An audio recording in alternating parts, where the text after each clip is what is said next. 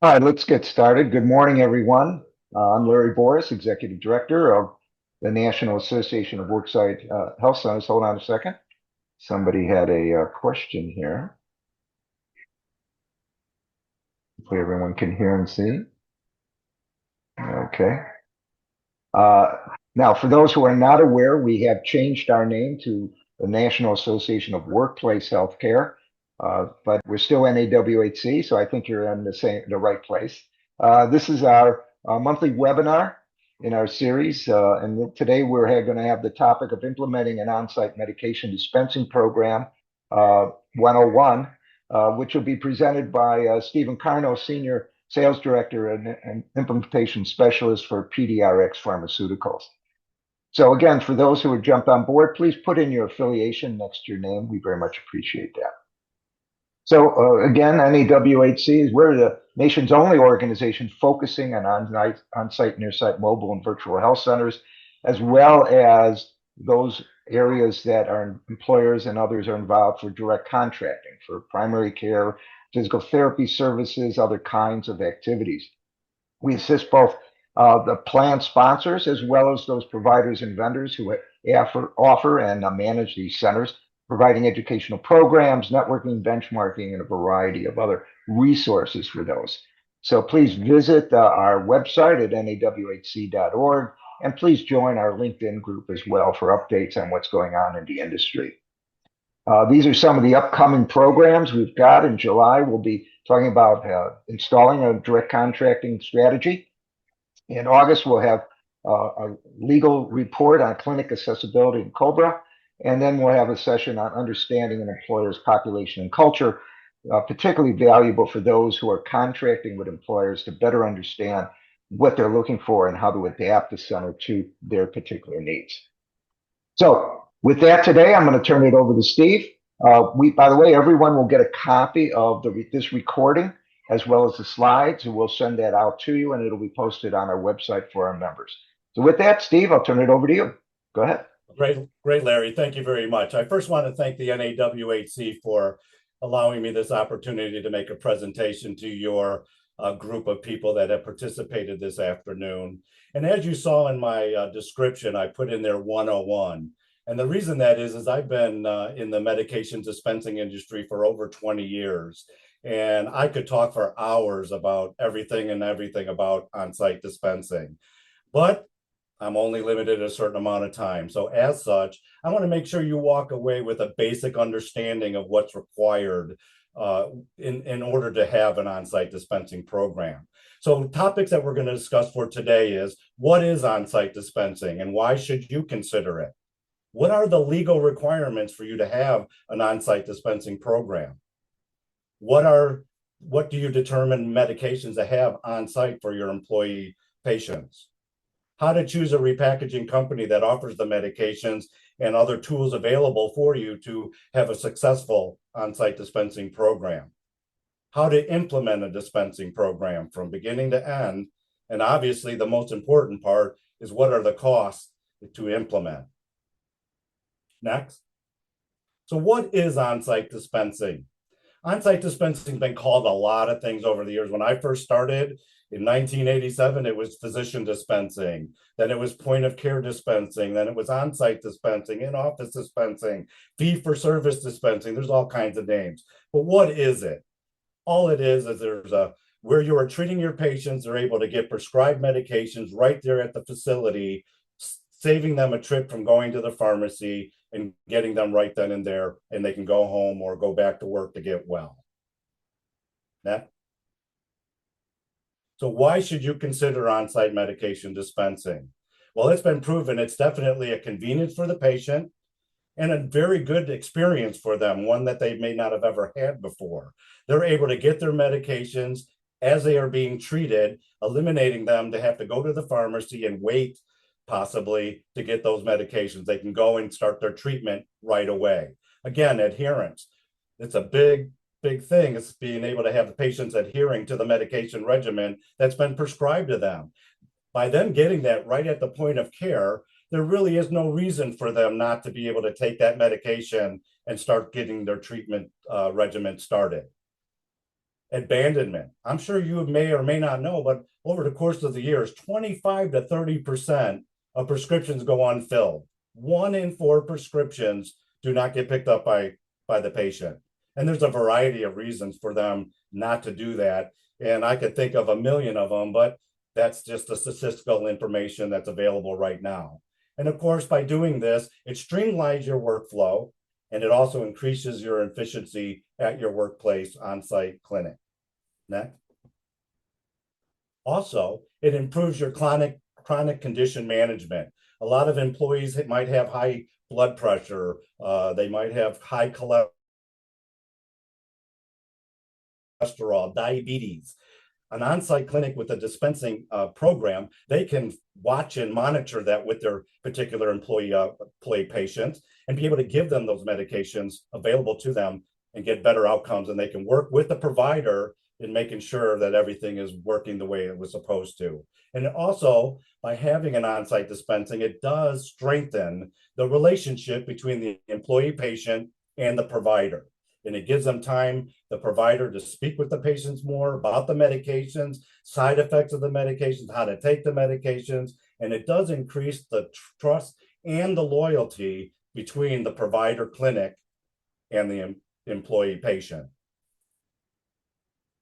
Other things to consider as well, while having this is one reason to consider that, is about pharmacy concerns. Over the last couple of years, pharmacies, both chain as well as independents, have been closing their doors.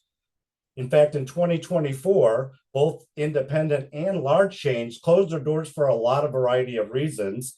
And just this year, 2,275 pharmacies have closed their doors since the start of the year. That's like 8 closures a day. CVS has announced that they're closing 270 stores.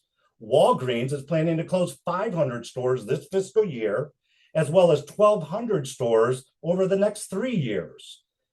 Rite Aid, they have already closed hundreds of stores and in the process of closing all of their remaining locations. So this does definitely cause a lot of concern. Next. So what are the factors for these pharmacies to close? Well, obviously, it's the shrinking reimbursement rates from the PBMs. Workforce challenges. A lot of the pharmacies are having extending hours in some cases. Pharmacists are burning out.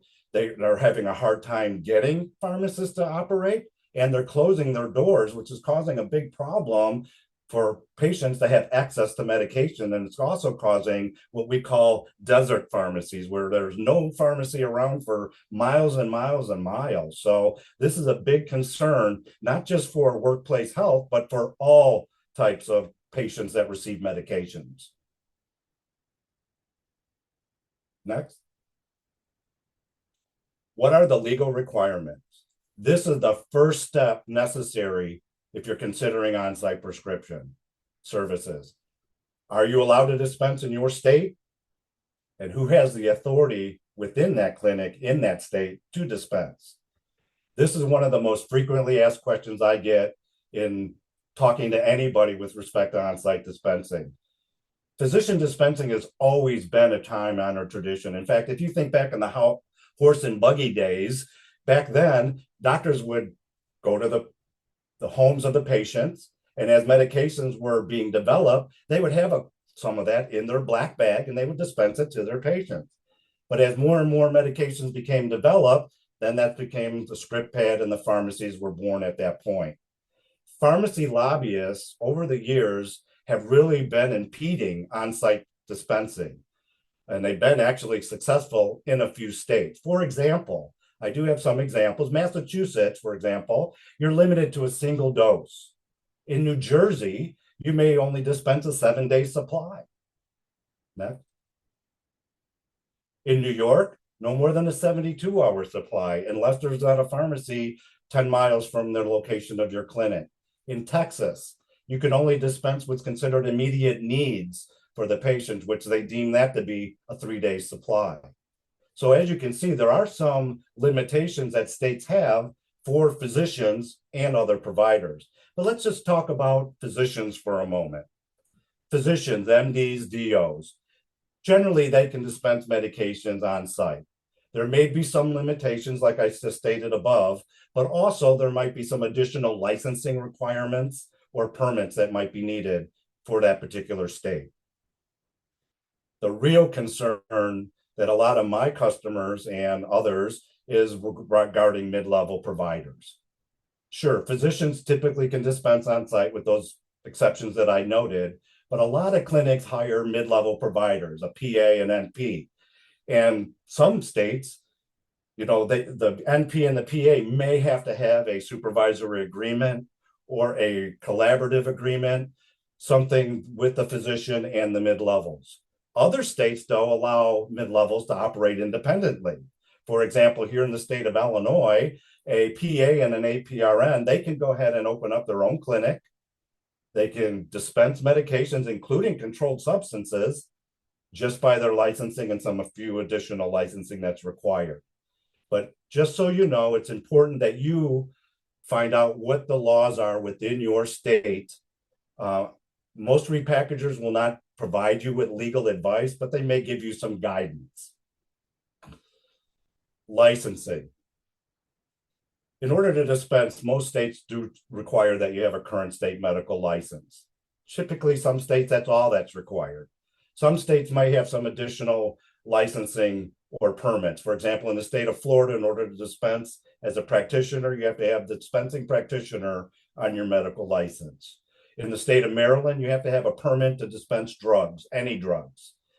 In Michigan, you have to have a control location license. So if you have more than one clinic and a provider moves from one to the other, he has to have one for each specific location. And like I stated before, mid-level providers may need or may not need a supervisory agreement or a collaborative agreement. But once you have determined who can dispense in your specific state, then you're now ready to move on to the next phase of your dispensing program. And that is, how do you determine what medications they have on site? You want to make sure that you have what you need for your patients. Obviously, a pharmacy can stock hundreds and hundreds of different medications. On-site clinic, near-site clinic, they typically are limited. So you want to make sure you stock just what you need, essential medications based on the employee patients that you are seeing.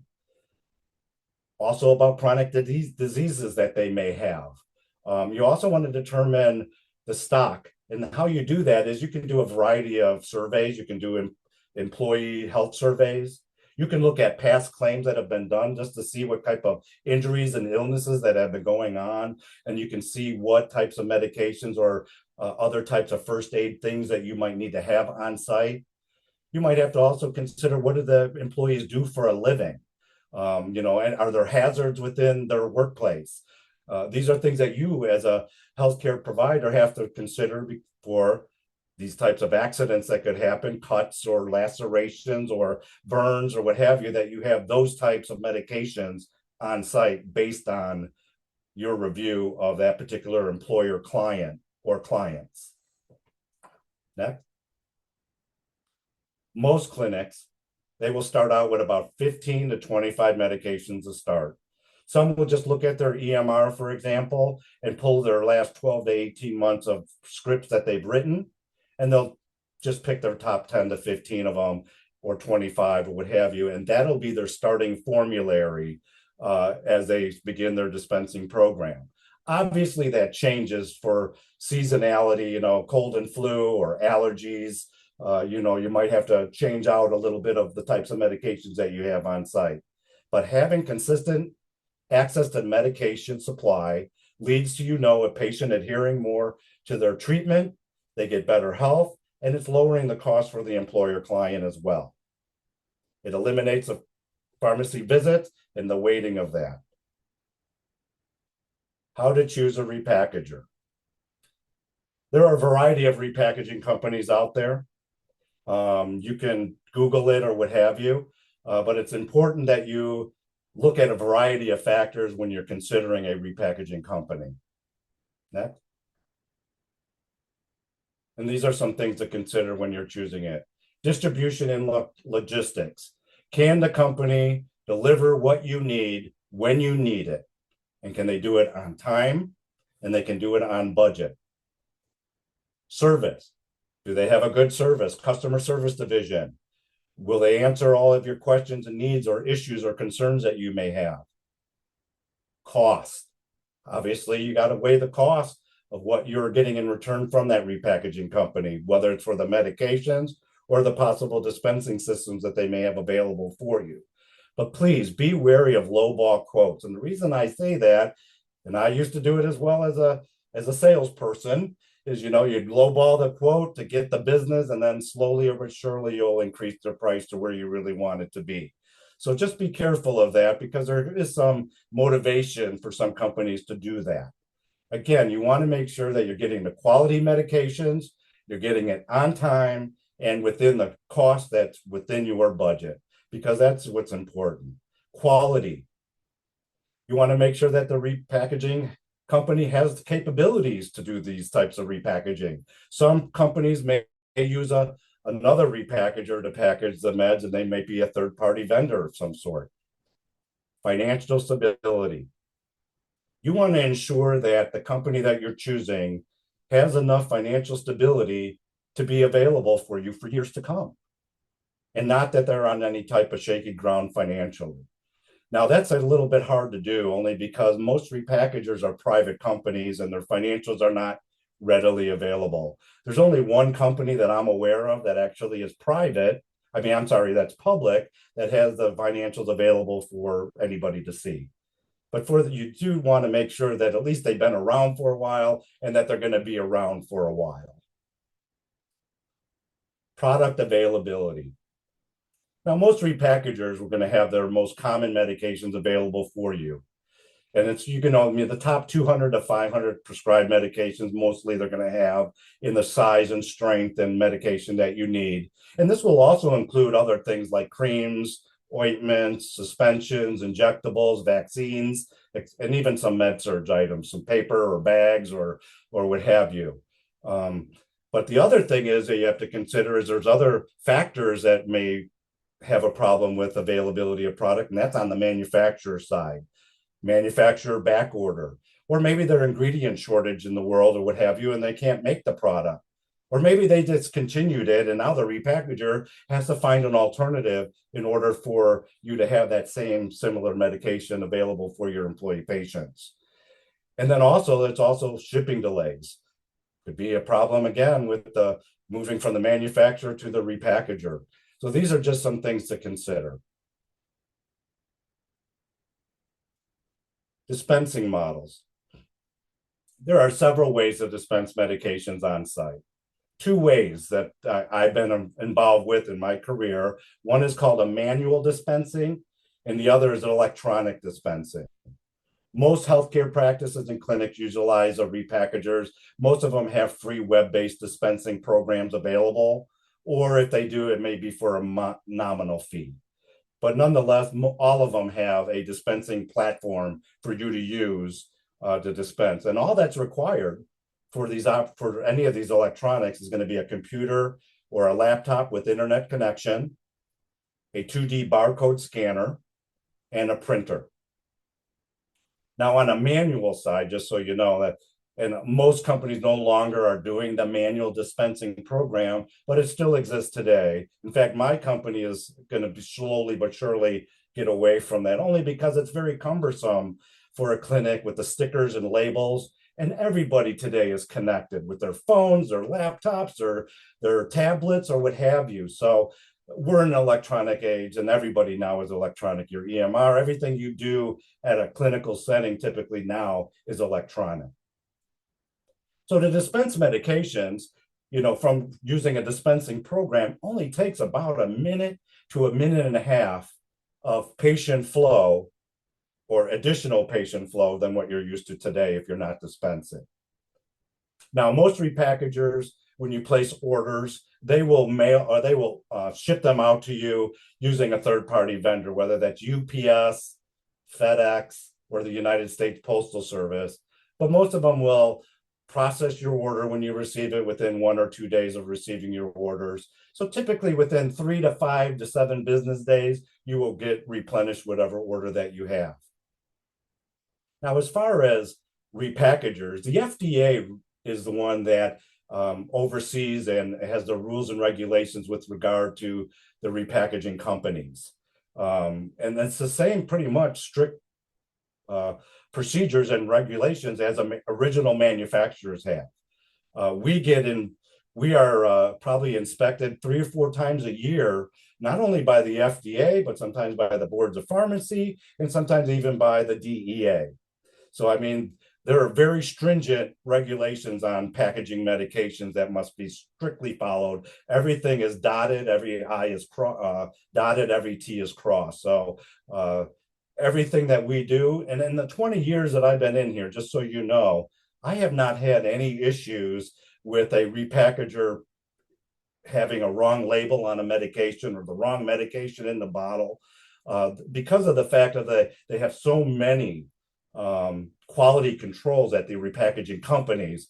It would be very difficult for something like that to happen. Has it ever happened? It has, but it doesn't happen very, very infrequently. And like I said, in 20 years, and I've been with 2 repackaging companies since, I have not one time had an issue with the repackager medications going to the clinics as far as a mislabel or a wrong medication in the bottle. Next. So there are several advantages in using repackaged products. Obviously, individual barcoded. All medications, and actually anything that you get from a repackager has a 2D barcode. That's a standard in our industry now. Well, what that does also by having repack product, it increases your efficiency. You don't have to do anything. You don't have to repackage anything. You don't have to buy in bulk and repackage in prescription size bottles and all that. Everything is all done for you. It's for easy distribution by you and your staff. Obviously, it does reduce dispensing errors. And I'll go into that a little bit as we move forward in the presentation. Again, having that on site, you know that the patients are getting that.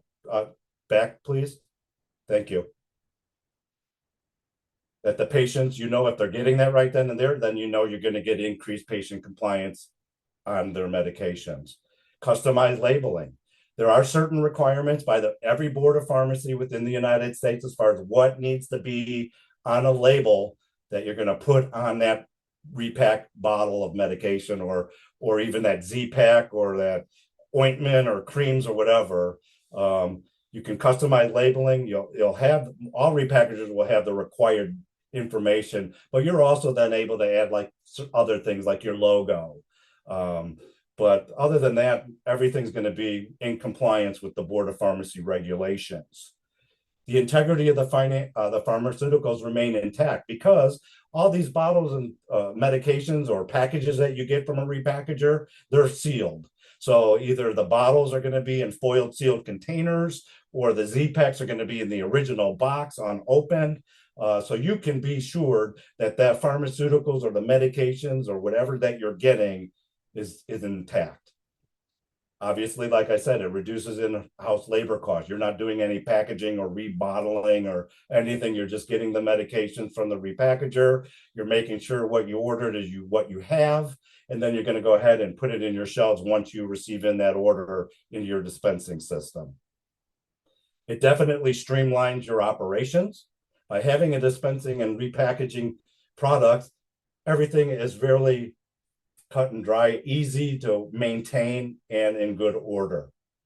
And it enables you to have an effective inventory management. One thing you want to make sure is that what your system says or what you say you have on site is really what you have on site. You don't want your system to say you have 3 bottles of this and you really have 0, and now your patient has to go to the pharmacy. Next. So, repackaging companies, they must, just like manufacturers, they must comply with the good manufacturing practices.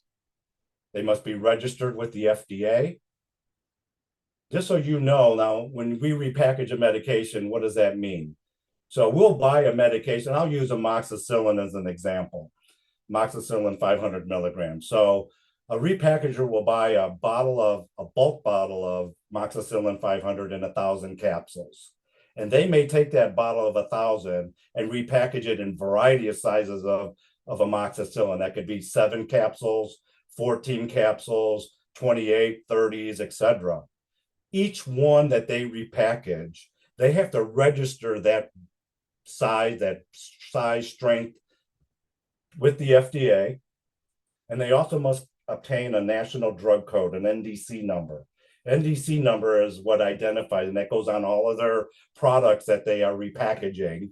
And the NDC is an 11-digit code, and it just kind of identifies the manufacturer or the repackager and what the medication is and what the size is. Companies that do repackage, again, they must be licensed as a wholesaler, a distributor, or a packager in any state that they're looking to sell their products in. In addition, if they are also selling controlled substances, they must have a manufacturer DEA certificate. Now, one of the common concerns with respect to medication dispensing for a patient is the safety factor. Now, like I said, a lot of repackagers have a lot of safety and safeguards in place to make sure that there's going to be no issues as far as what is going out of their facility. And as I stated, historically, there have been no problems in this process in the 20 years that I've been doing this. So good for us that we're doing the right things and doing it the right way. Next. So how do you implement a dispensing system? Well, it's really how to implement a dispensing program. It does require that you have careful planning, and you have to also figure out the integration of having this program with your current workflow. Now, once you have decided the space to use as your dispensing station, now what is a dispensing station? That's just a workstation. It could be a table, it could be a desk, but you're going to want to have where your laptop or your dispensing computer. And just so when I say dispensing computer, it doesn't mean that's all you can do with that computer. You can use it for other functions, but you want to designate a single computer typically at the worksite clinic. That's going to be your dispensing clinic or dispensing computer, because that's going to be a printer is going to link to that particular computer, as well as having a USB barcode scanner linked to that. So while you have your space, now you got to decide what the medications that you have on site. Did you go through and figure out your 10 to 25 medications that you might have, or more, depending on how many clients that you serve? Then you need to know where and how to store your medications. Variety of rules. There's really on non-controls, there's really no real regulations as far as storage. You could put that in an overhead bin if you want. It could be in a storeroom. It could be in a safe. Doesn't say it has to be locked. I always caution my customers to put it in an area where patients don't have access to, where there's limited access to anybody actually, other than the employees. It doesn't necessarily, like I said, to be locked, but I do recommend that they do lock them up just to avoid theft or anything of that nature. And as far as temperature, as long as it's around 65 to 72 degrees, that's pretty much okay for typically all medications. And then the next step is choosing the dispensing software system that's capable of managing your entire program, from the prescriptions, your tracking of your inventory. And again, like I said, all repackaging companies do offer an electronic dispensing system of some sort, whether through them directly, or maybe they might have a deal with some third-party vendor that might have that type of program available. By having a web-based dispensing system, it does facilitate compliance by allowing your clinic to manage, order, track, and dispense medications directly from the computer. A simple internet connection is all you need. Get all your up-to-date medication information, your inventory information, and the dispensing of a medication can be done just a few clicks of a mouse and a scan of a barcode. Now, in this, there's a lot of different things. Again, like I said, all that you typically is required is a computer of some sort, or it could be a laptop or what have you with internet, a 2D barcode scanner, and a printer. Next. Now here I've listed some steps that are taken by practices, and there's standard steps, and then I'm going to talk about e-prescribing. Typically, if you're not doing any e-prescribing or what have you, typically the steps is very simple. You're going to log into your dispensing system. You're going to search for the patient if you've already seen them, or add them to your dispensing system. You're going to select the medication in the system that the provider has prescribed to that patient. You'll go ahead and enter or select the SIG or directions for the patient to use those medications. And again, when you do that, don't do BID or TID or any of that. You really have to spell it out. Take one capsule every 6 hours. Take one tablet twice a day. You'd really need to spell it out, because that's what's given to the patient, and that's what they're going to read. And they're not going to know what BID stands for. System then is going to ask you to, you're going to have to select who the provider is or the prescriber, and then typically the dispenser who's dispensing the medication. Then you're going to go ahead and scan the medication with the 2D barcode scanner, and then you're going to hit print. And what's going to come out of your printer is going to be the labels that are required, and also a medication guide or a leaflet on that medication being prescribed. That's the same type of document that a patient would receive if they went to the pharmacy and they put those papers in the bag, or they staple it to the bag. Why was the medication prescribed? Side effects, things that typically maybe a provider doesn't tell a patient, but at least it's there for them if they want to read it and be up to date on their medication usage, I should say. And then you want to go ahead and print that out, and then you're going to affix that label, one of the labels, and some might have more than one label for a variety of different reasons, but one label for sure is the one that's going to go on the repackaged medication. And some of them will already have labels on there from the repackager. So you want to put this label right over any other labeling that's there. And once you do that, that label and having that on that medication generally is the legitimate medication in your state to dispense to that patient. Now let's talk about other ways of dispense. All repackagers dispensing systems are SureScript certified.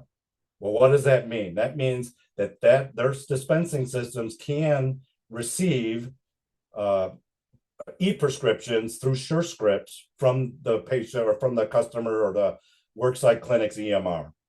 And then if they do it that way, if they do have a connection with their EMR, then they don't have to worry about steps 1, 2, and 3. And as far as steps 4, all they have to do is just go ahead and select the dispenser. But everything else will come over automatically on that e-script: the name and size and strength of the medication, the patient and their demographics, the provider's information, and the SIG. So while the medication supplier, meaning the repackaging company, they're liable for everything that they repack in that bottle, or the manufacturer if it's a pass-through item like a Z-Pack or ointments and creams that the repackaging company isn't touching. They're not doing anything to it other than providing it to you from that manufacturer. So that's the liability on the repackaging company or the manufacturer.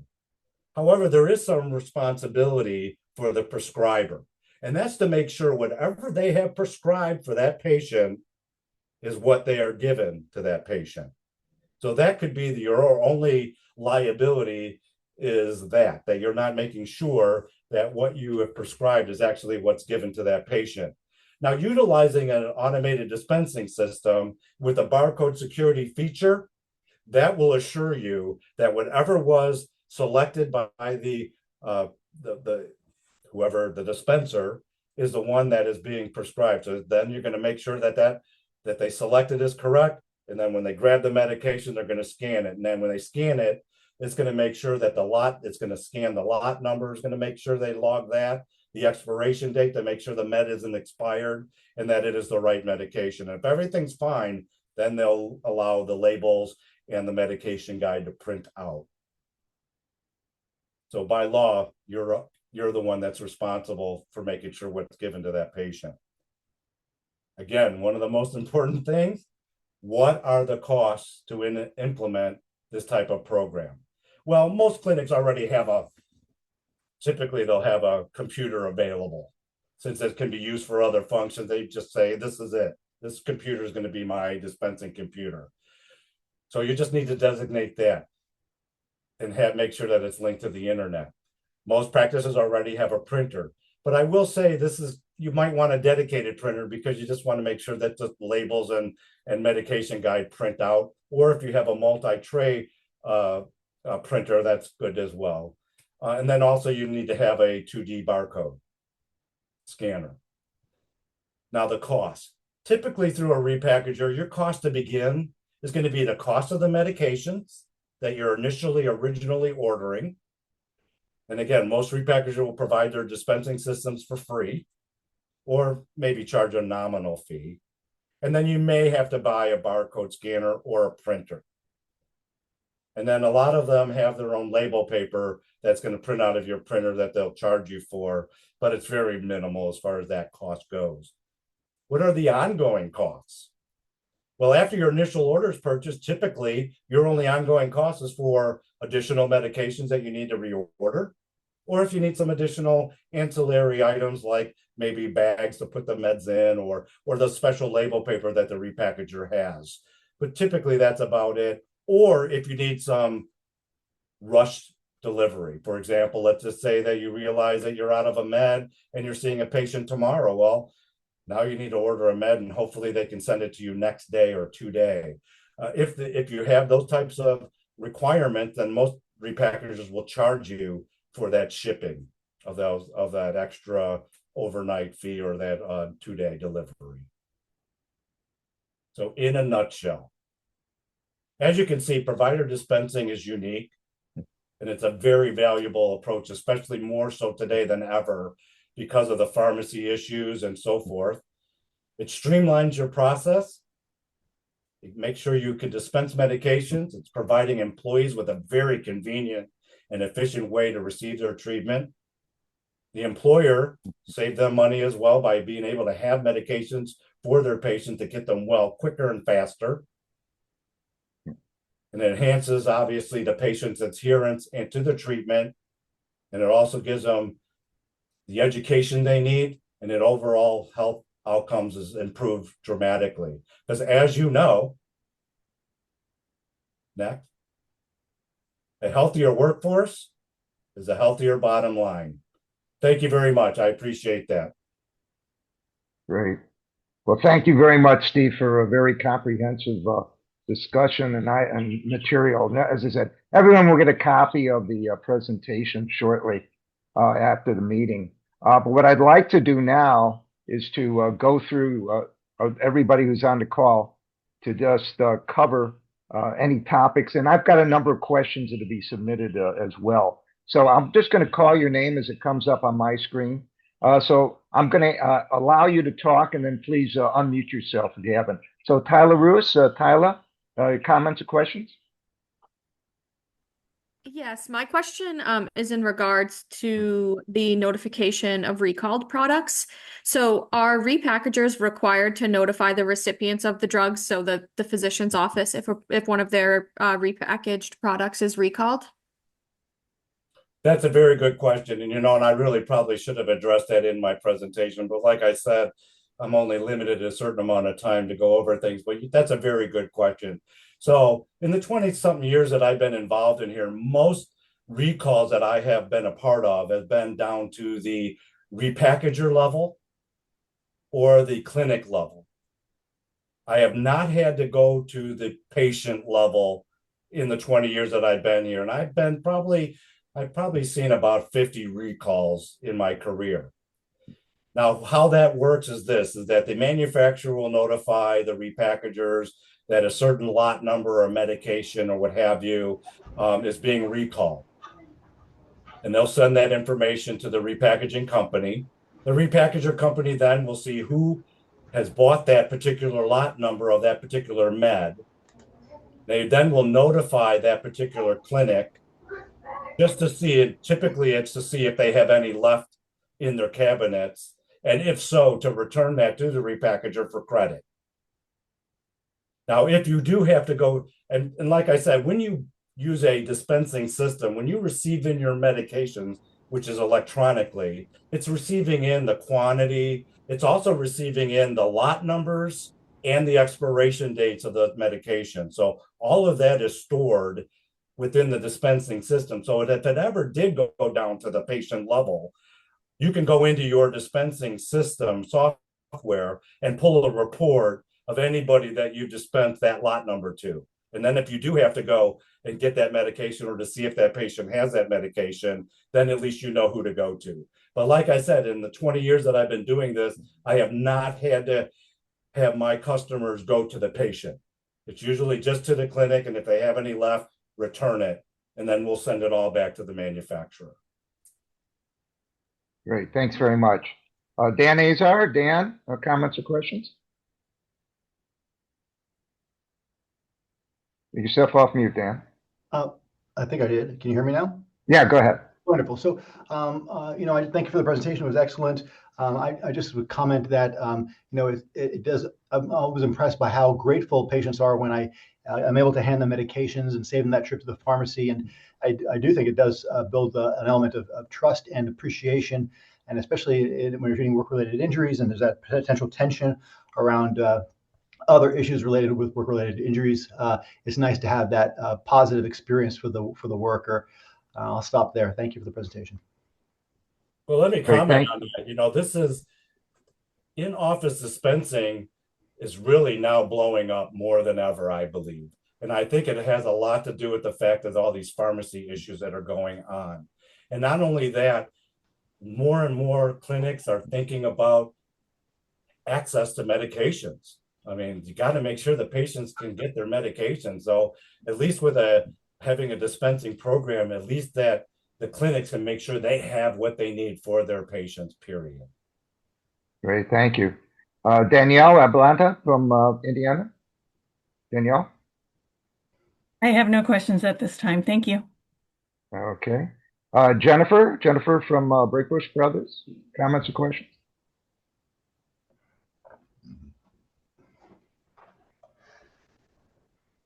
Jennifer, take yourself off mute. Thank you for the presentation. No questions at this time. Okay. Lori Lewis, comments or questions?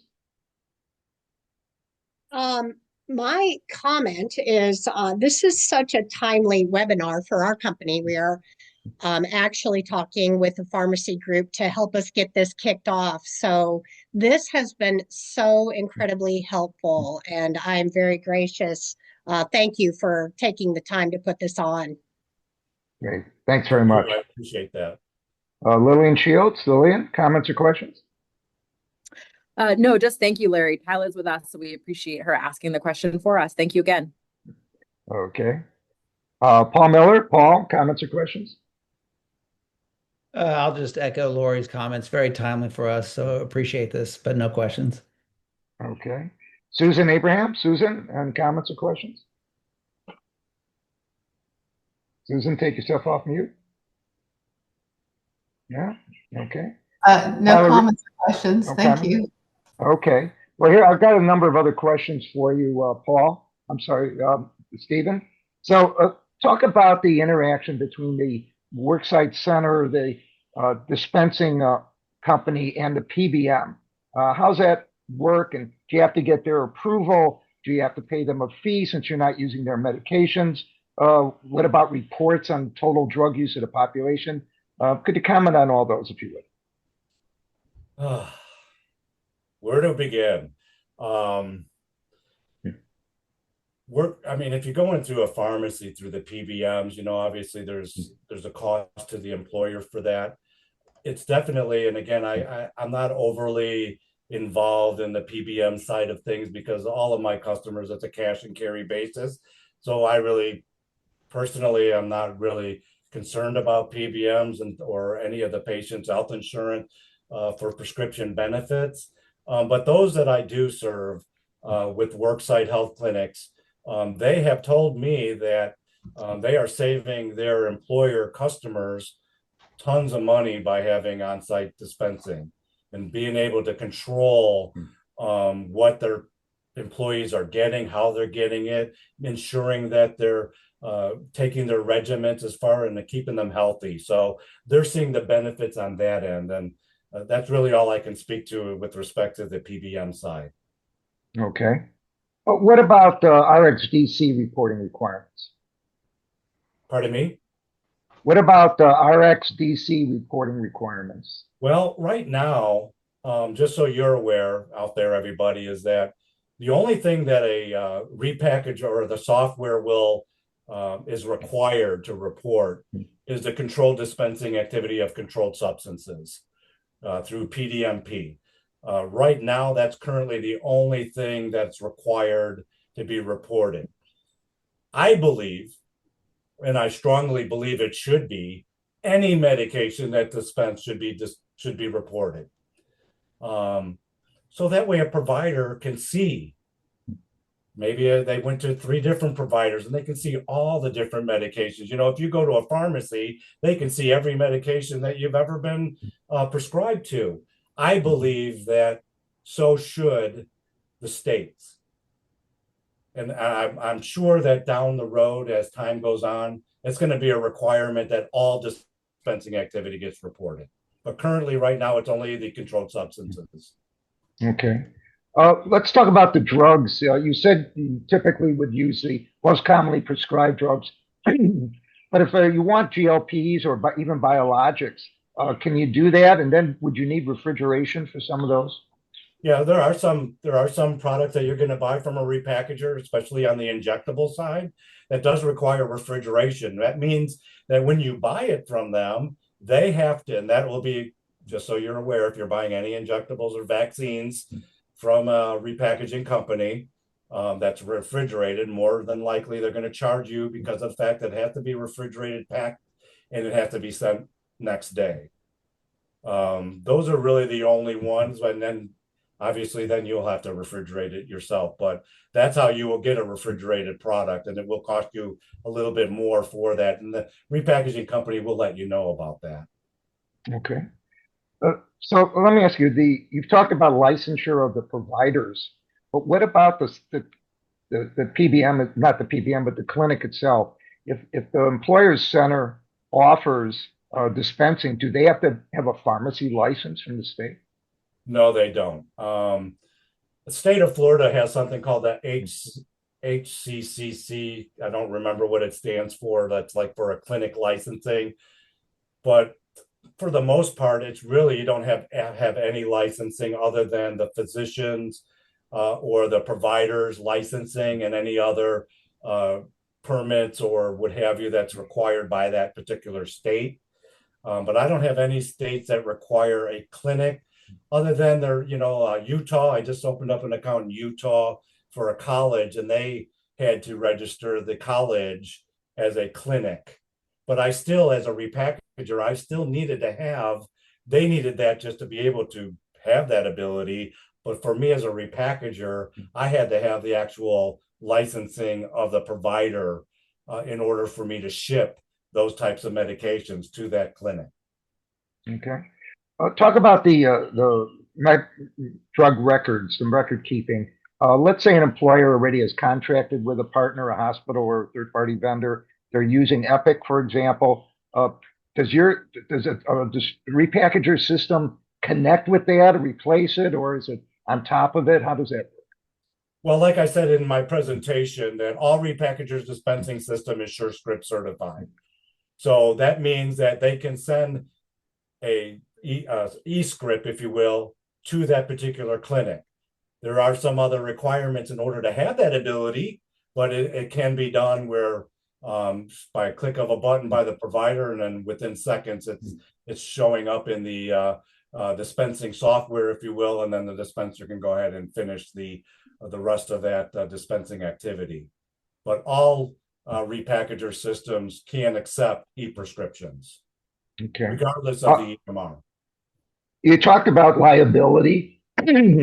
What about the employer liability? Let's say someone has a problem with a medication. Would the employer ever be exposed if they're contracted with a clinic partner as well as with a prepackager? Well, that's kind of a loaded question, Larry. So medications that are repackaged and they're in the bottle, the repackager and the manufacturer are liable about that for that medication, everything inside that bottle or that Z-Pack. As long as it has been untouched, then that's the responsibility of the company that's selling it to you. The liability at the clinic level is really going to be the same type of negligence or liability as if they wrote a script. Other than the fact that they have to make sure that if they prescribed amoxicillin, that patient is leaving with amoxicillin and not zopium tartrate, for example. That's their liability is making sure what was prescribed and what is being given to the patient is one of the same. That's the liability that will be borne on the provider or the clinic or I'm not even sure if it would even be the employer, Larry. I think it would all boil down to on the clinic level and not the employer that is being contracted by that clinic. Okay. And lastly, to answer that question from the employer customer side, 0. Yeah. Okay. And the last one that I have on my list was, what is the threshold for savings? When does an employer or a vendor believe, okay, now I've got a big enough number of patients or patient base, it makes sense to do this? Is there a 10% savings, 20% savings, number of people? What's that threshold before you jump into this? Well, that's a kind of a good question, Larry. Some of mine that are just opening up clinics, for example, they're starting right out the gate. Others are, like you said, they're just waiting to get that, build up their employer clients, if you will. And then they can start, like I said in my presentation, they can start to see what kind of illnesses and injuries that particular employer has at their facilities. What other types of things that hazards that could happen? Is there a lot of burns that might happen at that facility, or cuts, or other things, eye splashes of liquids or what have you? Once you can kind of get a good feel of that, then you may be able to decide what types of things that you may want to have as a clinic. So it varies from worksite clinic to worksite clinic. Okay. Well, let's wrap it up by, again, asking everyone who's still on the call, if anybody else has a question, please unmute yourself and speak up at this point. If not, then again, let's please thank Steve Karno from PD-Rx Pharmaceuticals for wonderful, knowledgeable, and timely presentation. As I said, a copy of the recording link and the slides will be available for NAWHC members on the website, and this will be sent out to those as well. So with that, everybody, stay cool during the summer. We look forward to seeing you all at the next program. Thanks again, Steve. Thanks everyone else. Have a good day. Thank you, guys. Everybody, have a great day. Bye-bye.